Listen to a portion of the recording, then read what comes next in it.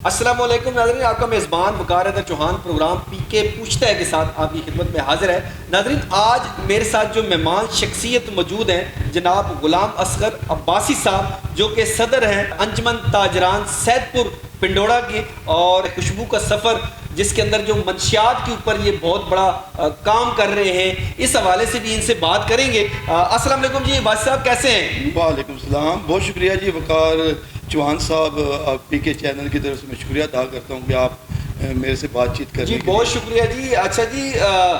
بتائیے گا جی، غلام اصغر صاحب کی ایک دفعہ پھر آپ جو ہے نا وہ یہاں کا الیکشن جیتے ہیں تاجران کا، میری طرف سے ایک تو مبارکباد جو ہے نا وہ قبول فرمائیں، اور یہ کیسے ممکن ہوا جو ہے نا ایک دفعہ پھر آپ جو ہے نا صدر منتخب ہو؟ جی الحمدللہ جی، سب سے بڑی بات یہ ہے کہ ہم نے ہمیشہ خدمت کو عبادت سمجھا، اور ایک چیز ہم جو اوپن کہتے تھے اس کا جواب ہمارے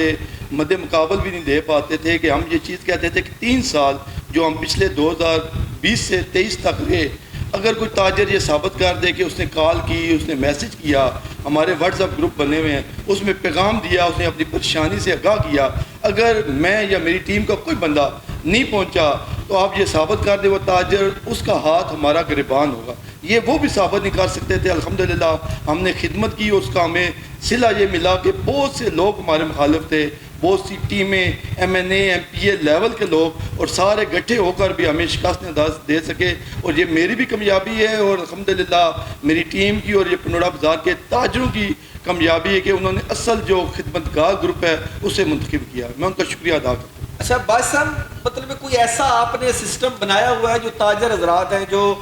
غریب ہیں ان کے لیے کوئی ایسا سسٹم بنایا ہو میڈیکل کے حوالے سے، یا اگر اس کے بچے جو ہے نا وہ تعلیم حاصل کر رہے ہیں تو اگر اس کے پاس پیسے نہیں ہیں تو وہ جو ہے نا وہاں اس کے لیے کوئی فنڈ ہو، یا پھر کوئی جیسے شادی جہیز کا جو فنڈ ہوتا ہے، کوئی اس طرح کے معاملات کر رہے ہیں آپ؟ جی الحمدللہ جی، ایسے بہت سے واقعات ہوئے ہیں جس میں الحمدللہ ہماری ٹیم نے، ہمارے تاجروں نے ہمارا ساتھ دیا۔ ایسا ہوا دکان جل گئی، اس میں ہم نے آواز دی تو میرے خیال میں کچھ گھنٹوں میں وہ ہم نے سارا پیسہ اکٹھا کر کے اس کی دکان بنوا دی۔ اسی طرح ایک تاجر ہیں، ان کا ایکسیڈنٹ ہو گیا، اس کا آپریشن تھا، تقریباً 2 لاکھ سے اوپر لگتے تھے، ہم نے پیسے اکٹھے کر دیے۔ ہم نے ایسے کوئی فنڈ رکھا تو نہیں ہے، مگر خدا نخواستہ ہمیں جو خدمت کا صلہ یہ ملتا ہے کہ کوئی تاجر کسی پہ کوئی پریشانی آ جاتی ہے، جب ہم آواز بلند کرتے ہیں تو ہمارے تاجر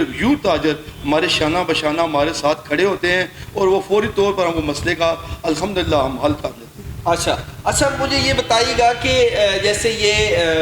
باہر چیزیں لگائی ہوتی ہیں، ٹھیک ہے، تجاوزات جنہیں کہا جاتا ہے، تو اگر کوئی یہ سید پور روڈ جو پنڈورا ہے، یہاں پہ اگر کوئی آپ کا جو تاجر ہے وہ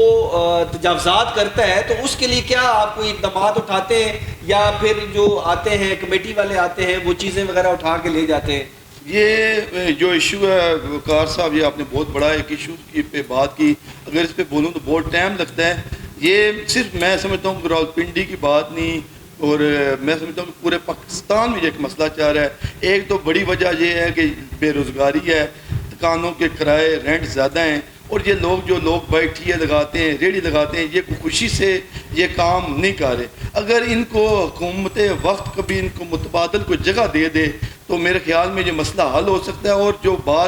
جو جن اداروں کا کام یہ ہے کہ ان کو ہٹانا، نجائز تجاوزات کا خاتمہ کرنا، بدنصیبی ہماری آپ کے چینل سے بتا رہا ہوں کہ ایسی بہت سے ہمارے پاس ثبوت موجود ہیں، یہ خود ان ٹیو والوں سے پیسے لیتے ہیں، منتھلی لیتے ہیں، اور خاص طور پر آپ جائیں کمیٹی والے جو ہیں وہ خود پیسے لیتے ہیں، پیسے لیتے ہیں، وہاں سے منتھلی لے جاتے ہیں۔ یہ پیسے اگر نہ لیں تو ان کی ضرورت نہیں، یہ لوگ ٹھیے لگائیں۔ اور ہم نے یہ بارہا کمشنر صاحب کے، ڈپٹی کمشنر کے، ہر جگہ پہ ایک بات کی ہے کہ آپ اس کا بہترین حل یہ ہے کہ جس دکان کے آگے ٹھیا لگا ہو اس دکاندار کے اوپر آپ بھاری جرمانہ کریں، 20,000 30,000 50,000 جرمانہ کریں۔ جب اس کے اوپر جرمانہ ہوگا تو وہ کبھی ٹھیا نہیں لگنے دے گا۔ کوئی تاجر اپنی اجازت کے بغیر سائیکل کھڑی نہیں ہونے دیتا، تو وہ اتنے بڑے بڑے ٹھیے، ان ٹھیوں سے یہ پیسے لیتے ہیں۔ اور میں نے باہر یہ چیز بیان کی ہے کہ یہ جو روڈ کے اوپر تجاوزات لگائی جاتی ہیں، یہ حرام کے زمرے میں آتا ہے، کیونکہ وہ کسی کی ملکیت نہیں ہے، وہ راہگیروں کی اور گزرنے والوں کی جگہ ہے۔ جب روڈ بند ہوتے ہیں، ہماری مائیں بہنیں جو سارے گزرتے ہیں، سب کو تکلیف ہوتی ہے، اور حقیقتاً بات یہ تاجر اگر یہ چیز سمجھیں تو ان کو بھی یہ سب سے بڑی تکلیف ہوتی ہے کہ ان کے گاہک کھڑے نہیں ہو سکتے ان کی دکانوں کے آگے۔ نہیں، جب یہ معاملہ تب بگڑتا ہے جب کمیٹی والے تب آتے ہیں، اٹھا کے تب لے جاتے ہیں جب ان کے ساتھ جو چیزیں ہوتی ہیں وہ مینیج نہیں ہوتی، یعنی کہ وہ جو پیسے لیتے ہیں یا بتہ جو وصولی ہوتی ہے وہ ان کو جب پیسے نہیں ملتے، ان کی جیب گرم نہیں ہوتی، تو پھر وہ گاڑی لے آتے ہیں اور اٹھا کے لے جاتے ہیں۔ جی بالکل صحیح بات ہے، ایسا ہی ہوتا ہے۔ اور جب کوئی اوپر کوئی اچھا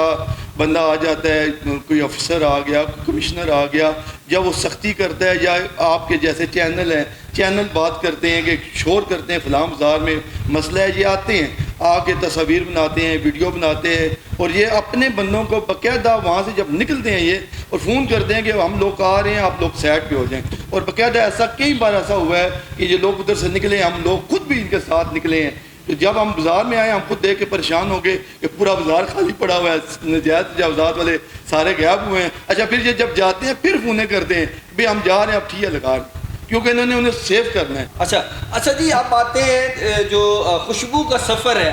اس طرف آتے ہیں باش صاحب کے، یہ بتائیے گا کہ یہ آپ نے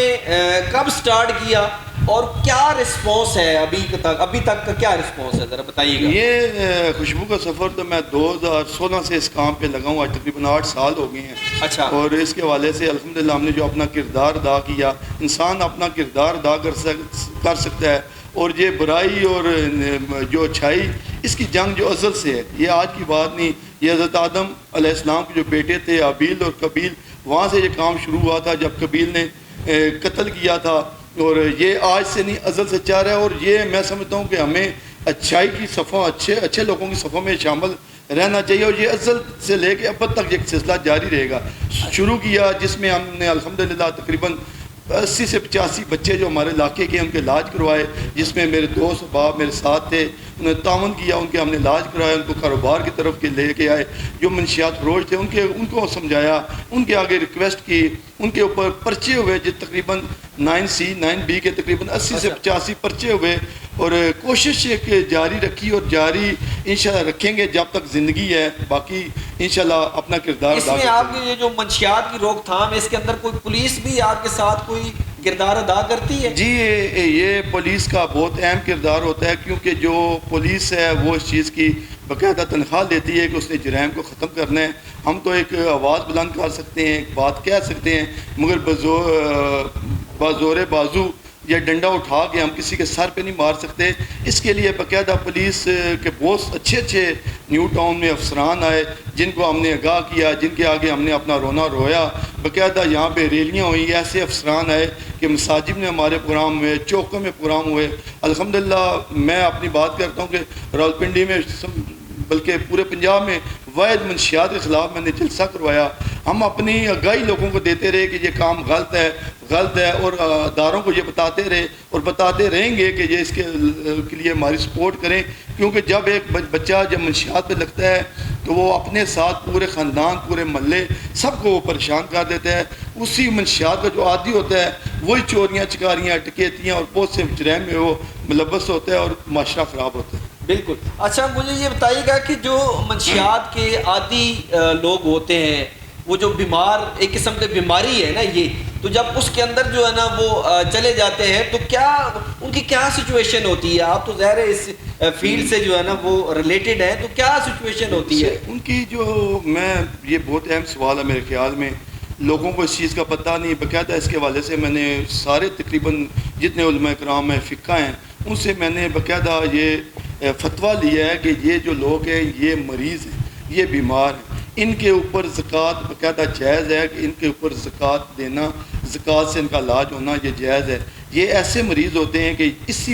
ایسے معاملات ہوئے کہ ہم نے ایسی چیز دیکھے کہ ایک والد آیا، والد نے آ کے یہ بتایا کہ میں نے جب بزرگ کو دیکھا، میں نے کہا آپ کے بازو کیا ہوا ہے؟ بازو کو کہتے ہیں میرے بیٹے نے مارا ہے، اور میرے بیٹے نے میرا بازو توڑ دیا ہے، اور اس لیے توڑا ہے کہ وہ مجھے کہتا تھا روز بھیک مانگ کے لاؤ اور مجھے 1000 روپے چاہیے۔ میں ایک دن بیمار تھا، میں بھیک نہیں مانگ سکا، تو اس نے مجھے مارا ہے اور میرا بازو توڑ دیا۔ پھر ایک ایسا واقعہ ہمارے اپنے علاقے میں، باقاعدہ ماں بیمار تھی، وہ منشیات کا عادی اس سے پیسے مانگ رہا تھا، اس نے کہا میرے پاس پیسے نہیں، میں بیمار ہوں، اس نے اپنی ماں کو آگ لگا دی، وہ جلا دی، اس ماں کو اس نے جلا دیا۔ پھر ایسا واقعہ کہ اسی پنوڑا کے اس ہمارے علاقے میں کہ ماں گھروں میں کام کرتی، برتن وغیرہ صاف کر کے پیسے لا کے بچے کو دیتی تھی، وہ منشیات اپنی خریدتا تھا۔ ایسے اتنے بے شمار کہانیاں اور حقیقت پہ مبنی جو باتیں ہیں، اگر آپ جائیں کسی منشیات کے عادی کے گھر تو آپ کو پتہ چلے گا کہ اس کے گھر والے کس اذیت میں مبتلا ہیں۔ اچھا جی بھائی صاحب، مجھے بتائیے گا کہ اس کے علاج کے لیے جو ہے نا وہ کیا کچھ آپ کر رہے ہیں، اور کتنے مریض ابھی تک کتنے ہیں تقریباً؟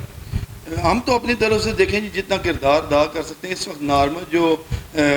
علاج ایک مریض ہے، ایک ماہ کا 35 سے 40 ہزار روپیہ خرچہ آ رہا ہے علاج کا۔ ہم تو اپنے طور پر جو کر سکتے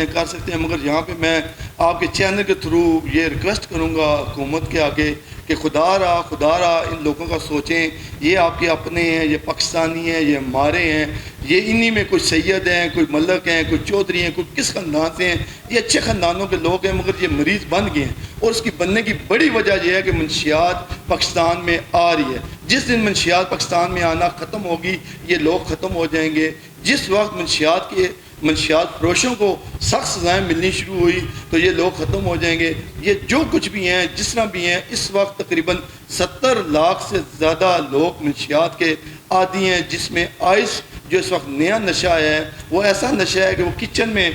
تیار ہو رہا ہے۔ اس کے لیے لازمی نہیں کہ افغانستان جانا پڑتا ہے یا پشاور جانا پڑتا ہے، یہاں پہ ادھر لوگ کچنوں میں تیار کر رہے ہیں۔ کچھ کیمیکل ہوتے ہیں جس میں ایفیڈرین ہے، کچھ کانچ ہے، وہ مکس کر کے یہ نشے پہ لگایا جا رہا ہے۔ اور یہ نشہ آپ اس میں چیک کر سکتے ہیں، باقاعدہ اس کے حوالے سے رپورٹ بھی آئی ہے کہ جو آپ کے اس وقت ٹکیت ہیں، 80% ٹکیت وہ ہیں جو آئس کا نشہ کر رہے ہیں۔ نشہ مہنگا ہے تو ان کو نشہ وہ پورا نہیں ہوتا، اور ایک نشہ کرنے والا تقریباً کم سے کم 30 سے 35 ہزار روپے اسے ماہانہ اس کا خرچہ ہوتا ہے۔ اس کے علاوہ کھانے پینے کا بھی ہوتا ہے۔ وہ اپنا نشہ پورا کرنے کے لیے جب اس کو تروٹک ہوتی ہے، جب اس کا جسم ٹوٹتا ہے، وہ نہیں دیکھتا سامنے دیوار ہے، وہ نہیں دیکھتا سامنے کون ہے کون نہیں ہے، وہ جا کے اس کو لوٹنے کی کوشش کرتا ہے۔ اور یہ جو اس وقت ٹکیتیوں کا سلسلہ زیادہ ہوا ہے، اس کی بڑی وجہ بھی یہی ہے کہ یہ نشے کے عادیوں میں اضافہ ہو رہا ہے۔ اس کے حوالے سے حکومت کو سوچنا پڑے گا، ایک بڑا ہاسپٹل ہونا چاہیے۔ اب اس وقت آپ دیکھیں پورے پاکستان میں آپ گھومیں، آپ کو میرے خیال میں کوئی ایسا ادارہ نظر نہیں آئے گا